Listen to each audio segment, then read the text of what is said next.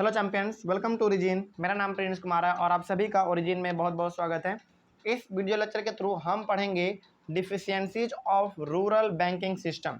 यानी कि पिछले वाले क्लास में हम लोगों ने ये देखा था कि बैंकिंग सिस्टम रूरल एरियाज में किस प्रकार से एक्सपेंड हो रहे हैं और लोगों का जो लोन का जो रिक्वायरमेंट है वो किस प्रकार से वो पूरा कर रहा है ना। तो इसके बारे में हम लोग अपने पिछले क्लास में जाने थे, लेकिन बहुत हद तक हम लोगों ने जो पढ़ा है वो सही तो है, लेकिन कहीं कहीं पर ना रूरल बैंकिंग सिस्टम बहुत स्लो काम कर रहा है या फिर उसका कुछ बुराई भी है ना। उसका कुछ उसके अंदर कुछ खामियां भी है। इसके बारे में आज हम लोग जानेंगे।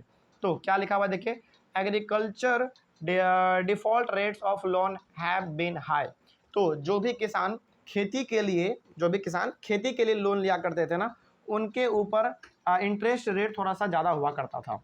तो यहाँ पे थोड़ा सा ये कमी आपको देखने को मिल रहा होगा बैंकिंग सिस्टम का। बैंकिंग सिस्टम था, ठीक है, अच्छी बात है, लेकिन जिस चीज़ के लिए खोला गया था बैंकिंग सिस्टम रूरल एरियाज में, खास करके एग्रीकल्चर के लिए खोला गया था, और उसका ही इंटरेस्ट रेट ज़्यादा था, जो कि एक बैंकिंग सिस्टम के कमी को दिखाता है। ठीक ना, चलिए आगे बढ़ते हैं फिर। It is argued that farmers are refusing to pay back loans. और इसके साथ ही साथ ऐसा भी रिपोर्ट उस समय पे आया था कि किसान लोन तो ले रहे हैं बैंक से, लेकिन दोबारा वो पे नहीं कर पा रहे हैं। कोई ना कोई बहाना वो बना दे रहे हैं, है ना, कि फसल अच्छा नहीं हुआ, इस बार इनकम नहीं हो पाया, इस प्रकार का जो भी अलग अलग रीज़न वो अपना बताए, वो अलग चीज़ है। तो जो लोन वो लेते थे वो दोबारा वो पे नहीं कर पाते थे, है ना। तो कुछ कारण की वजह से वो पे नहीं कर पा रहे होंगे। आगे बढ़ते हैं फिर। Formal banks other than commercial banks, यहाँ पे बैंक कर लीजिएगा, ठीक ना, हैंग्स नहीं होगा, ये बैंक्स होगा। Have failed to develop a culture of deposit mobilisation. देखिए, जो कमर्शियल बैंक थे, कमर्शियल बैंक तो लोन देने का ये सब काम करते थे, उनके अलावा जो हमारा फॉर्मल बैंक था कुछ अलग, उसके अलावा जो कुछ अलग बैंक था, वो इस प्रकार का कल्चर यहाँ पे डेवलप नहीं कर पाया कि लोग उसके पास आए, अपने पैसे को डिपॉजिट करें, फिर उस डिपॉजिट किए हुए पैसे के ऊपर वो बैंक उन लोगों को इंटरेस्ट दे। यानी कि कमर्शियल बैंक थोड़ा बहुत काम तो कर रहा था, लेकिन उसके अलावा जो था हमारा फॉर्मल बैंक, वो उतना ज़्यादा आगे बढ़ चढ़कर हिस्सा नहीं ले पा रहा था इस फील्ड में।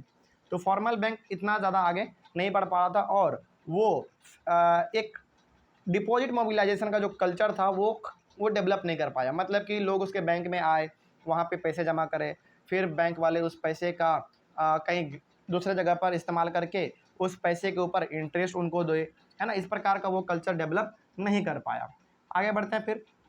डी नंबर में क्या लिखा हुआ है, for the expansion and promotion of the rural banking sector it is suggested that banks need to change their approach from lenders to build up relationship with the borrowers. यानी कि देखिए, bank का mainly काम क्या होता है, bank का काम होता है कि किसी को लोन देना और किसी के पैसे को डिपॉजिट करना, ये बैंक का मेन काम होता है। लेकिन यदि आपको बैंकिंग सिस्टम बरकरार रखना है, उसका जो सुचारू रूप से काम चल रहा है, यदि उसको आपको कंटिन्यू रखना है, तो ये ज़्यादा ज़रूरी हो जाता है कि जो लोन ले रहा है उसके बीच में और जो लोन दे रहा है उसके बीच में एक अच्छा खासा रिश्ता, यानी कि एक अच्छा खासा रिलेशनशिप बिल्ड हो जाए, है ना। तो हालांकि आज भी यदि देखा जाए तो जो उसके जो लोन लेते हैं या फिर जो लोन देते हैं, उन दोनों के बीच में उतने समय तक के लिए ही मतलब रहता है जिस समय तक के लिए कि वो लोन ले रहा है, और जब तक कि वो लोन चुकता ना कर दे उसी समय के लिए उन दोनों के बीच में एक अच्छा खासा रिश्ता रहता है ना, एक दूसरे को लोग जानते हैं।